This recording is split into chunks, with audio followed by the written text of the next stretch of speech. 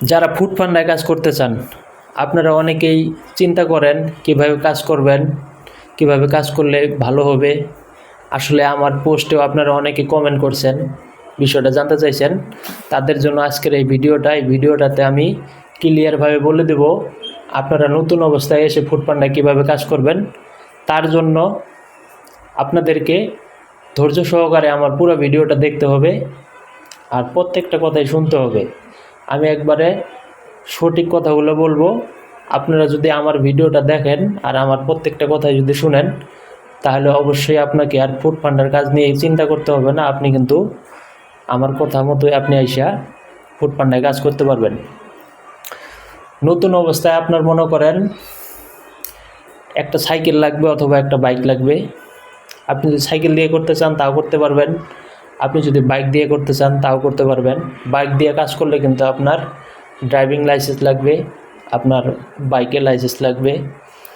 আর cycle দিয়ে করলে তো মনে করেন 5-7 হাজার টাকা দিয়ে একটা সাইকেল কিনতে পারবেন। এই যে আমি মনে করেন এই সাইকেলটা দিয়ে কাজ করি। আর টাচ মোবাইল একটা লাগবে। আর মনে করেন আপনার ইংলিশ পড়ালেখা লাগবে, আপনি যেন ক্লিয়ারভাবে ইংলিশ লেখাগুলো ধরতে পারেন। তার জন্য আর কি যতটুকু ইংলিশ প্রয়োজন ততটুকু আপনার লাগবেই। আর মনে করেন ফুড পান্ডা যখন এসে ভর্তি হবেন তখন কি লাগবে, আপনার মনে করেন যদি আপনি ভোটার হয়ে থাকেন তাহলে আপনার আইডি কার্ডের ফটোকপি লাগবে, একটা পাসপোর্ট সাইজে একটা ছবি লাগবে, আর যাকে নমিনি দিবেন তার একটা আইডি কার্ডের ফটোকপি লাগবে। আর যদি আপনি ভোটার না হয়ে থাকেন তাহলে কিন্তু আপনি আপনার জন্ম নিবন্ধন দিয়েও ওই একই নিয়মে আপনি ফুড পান্ডায় কাজ করতে পারবেন। ঢাকা শহরে অনেক জায়গায় মনে করেন ফুড পান্ডার কাজ হয়, আপনি যেখানে ইচ্ছা সেখানেই করতে পারবেন। ওই একই নিয়ম আমি যেটা বললাম এইভাবেই একই নিয়ম। বেলি রোডে আছে, উত্তরা আছে, আমি উত্তরায় কাজ করি, মিরপুরে আছে, আরও অনেক জায়গায় আছে। শুধু ঢাকা না, আপনি ঢাকার বাইরেও যদি কাজ করতে চান তাও করতে পারবেন। ঢাকার বাইরেও অনেক জায়গা আছে, অনেক জায়গায় ফুড পান্ডার কাজ হয়, আপনি করতে পারবেন। আর আপনার মনে করেন এখন বিষয় হলো ইনকাম কেমন হবে। নতুন অবস্থায় এসে কিন্তু আপনি বেশি ইনকাম করতে পারবেন না। আপনার হয়তো বা 10 দিন 15 দিন লাগবে আপনার কাজটা বুঝতে কিভাবে করতে হবে। আর মনে করেন আপনার রেস্টুরেন্টে যখন মনে করেন খাবার নেবেন তখন রেস্টুরেন্টে মনে করেন কোম্পানি থেকে লোকেশন দিয়ে দিবে, আপনি ওই লোকেশন ধরে যাইতে পারবেন। নতুন অবস্থায় আর কি এইভাবেই আমরাও করছি, তবে এখন আর লোকেশন ধরে যাওয়া লাগে না। এখন মোটামুটি রেস্টুরেন্ট আমাদের চেনা হয়ে গেছে। এখন একটা অর্ডার করলে আমরা বুঝতে পারি যে এটা অমুক জায়গায় অমুক রেস্টুরেন্টের অর্ডার, আমরা কিন্তু অর্ডারটা নিয়ে কাস্টমারকে দিয়ে আসি।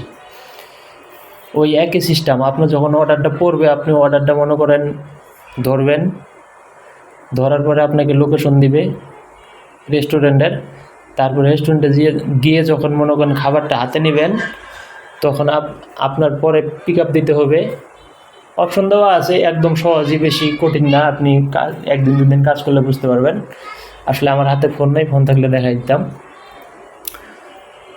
রেস্টুরেন্টে গিয়ে যখন আপনি খাবারটা নেবেন তখন আপনি পিক আপ করবেন। পিক আপ করলে মনে করেন আপনার কাস্টমারের লোকেশন দিবে, বাসার নাম, বাসার অ্যাড্রেস, কত নম্বর বাসা, কত নম্বর সেক্টর, আপনাকে মনে করেন লোকেশনের মাধ্যমে জানিয়ে দিবে। আপনি ওই লোকেশন ধরে গিয়ে মনে করেন আপনি ডেলিভারিটা সম্পন্ন করতে পারবেন। আর বিষয় হলো নতুন অবস্থায় মনে করেন আপনি 10 দিন 15 দিন আপনি ইনকাম করতে পারবেন না তেমন, হয়তো বা 400-500 টাকা এরকম প্রতিদিন ইনকাম করতে পারবেন। তবে আপনাকে 10-12 ঘন্টা কাজ করতে হবে। তারপরে যখন আপনি 10 দিন 15 দিন কাজ করবেন, কাজ করার পরে মনে করেন যখন আপনার জায়গা টাকা চিনা হবে, আপনার ব্যাজ 2 অথবা 3-এ দিবে। 3-এ দিলে মনে করেন আপনি ভালোভাবে কাজ করতে পারবেন না। তারপরেও মনে করেন দেখা যায় যে 12 ঘন্টা 14 ঘন্টা যদি আপনি কাজ করেন নিয়মিত, তাহলে হয়তো বা 700-800 টাকা আপনি ইনকাম করতে পারবেন পার ডে। আবার মাঝে মাঝে কিন্তু কোম্পানি আবার মনে করেন আপনার বোনাস দেয়। ওই বোনাস যদি ধরতে পারেন তাহলে মনে করেন বোনাসের টাকাটা আপনি পাবেন। আর মনে করেন যখন মনে করেন আপনার ব্যাচ 2 অথবা 1-এ যাবে তখন কিন্তু আপনি কাজ করে মজা পাবেন, তখন আপনাকে টাকাও দিবে বেশি, তখন অর্ডারও পড়বে বেশি। আর আপনি নিজের ইচ্ছা মতো মনে করেন শিট নিয়ে কাজ করতে পারবেন। আপনি যেই কয় ঘন্টার শিট নেবেন 12 ঘন্টা 14 ঘন্টা শিফট নেবেন, মনে করেন সকাল থেকে নিলেন দুপুর পর্যন্ত, আবার মনে করেন আপনি সন্ধ্যা থেকে রাত 11টা 12টা পর্যন্ত নিলেন, নিয়ে আপনি কাজ করতে পারবেন। তো মনে করেন আপনার যখন ব্যাচ 2-1 থাকবে, তখন যদি আপনি 10 ঘন্টা 12 ঘন্টা কি 13 ঘন্টা কাজ করেন, তাহলে কিন্তু আপনি মনে করেন 900-1000 টাকা, চাইলে আপনি তার বেশিও ইনকাম করতে পারবেন।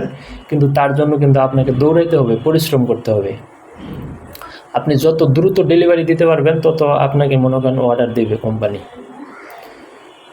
তো এইভাবে কাজ করতে পারবেন ভাই। সব জায়গাতেই মনে করেন পরিশ্রম করতে হয়, পরিশ্রম ছাড়া কোনো কিছু হয় না। আপনি যদি পরিশ্রম না করেন, তাহলে ফুড পান্ডাতেও ইনকাম করতে পারবেন না। আর এমনি মনে করেন একটা গার্মেন্টসের চাকরি করবেন, দেখা যাবে নতুন অবস্থায় আপনার বেতন দেবে মনে করেন 10,000 12,000, ওভার টাইম সহ দেখা যায় যে আপনার 15-16,000 পড়বে। আর যদি ফুড পান্ডায় কাজ করেন, তাহলে ফুড পান্ডায় কাজ করলে আপনি দেখা যায় যে মাস শেষে 15,000 18,000 20,000 টাকা অনায়াসে ইনকাম করতে পারবেন। 25,000 30,000 টাকা পর্যন্ত ইনকাম করতে পারবেন। এটা সম্ভব আপনি যদি পরিশ্রম করেন বেশি বেশি করে। তো বলে দিলাম সব কিছু। যদি ভিডিওটা একবার দেখে বুঝতে না পারেন, তাহলে মনে করেন 2বার দেখবেন। আর আমি যে কথাগুলো বলছি, আপনি এই নিয়মে এই সিস্টেমেই মনে করেন আপনি ফুড পান্ডা আইসা অফিসে আইসা মনে করেন এই কাগজপাতিগুলো নিয়ে আসবেন, আইসা স্যারদেরকে বলবেন, মনে করেন আপনাকে ভর্তি নেবে। আর বিষয় হলো, আপনাকে কিন্তু বেগ দিবে, রিংকোট দিবে, যে গেঞ্জি দিবে, আমাকেও দিছে। তার জন্য কিন্তু ওরা টাকা নেবে। আর টাকাটা যে নেবে, ওই টাকাটা কিন্তু আপনাকে আবার ওরা বোনাস দিবে। আমার ভিডিওটা যদি ভালো লাগে, তো অবশ্যই ভিডিওটা একটা শেয়ার করে দিবেন, যেন আপনার মতো আরও একজন জানতে পারে, আরও একজন কাজ করতে পারে। সবাই ভালো থাকেন, সুস্থ থাকেন।